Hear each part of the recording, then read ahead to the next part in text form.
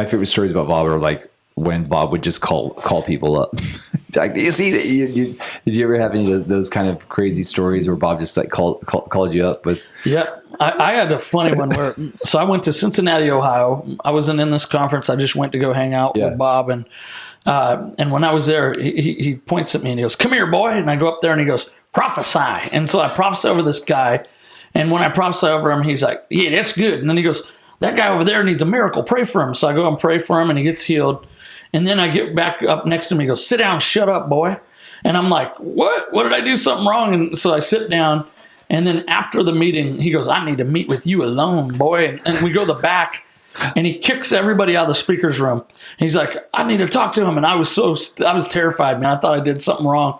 And he kicks everyone out. And he looks at me and he goes, "You know what you are, boy?" And I said, "What?" He goes, "You's a silver spoon prophet." And I went, "Huh?"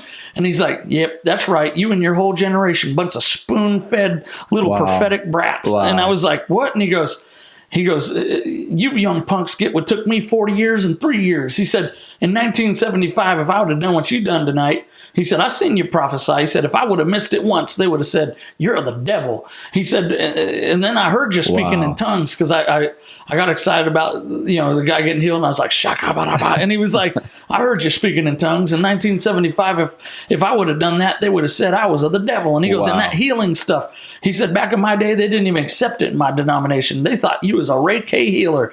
And he's like, "You know what I think about that, boy?" And I was like, I was terrified again. I was like, "What?" And he goes, "I love it because I'm a papa." Wow. And he goes, "You know what you young boys need to learn?" He said, "You need to learn how to honor the foundations." He goes, "The key to the double portion in your generation is going to be learning to honor those that have laid down the path before you." And he said, the spirit that will rob the church of inheritance in the end days will be the spirit of familiarity. Wow. And he said, it'll manifest itself in your generation in entitlement. Wow, that's powerful. Yeah. What a crazy word. And so it was like literally one of the most amazing lessons I've learned, because I've just learned to honor pops and moms that have gone before us.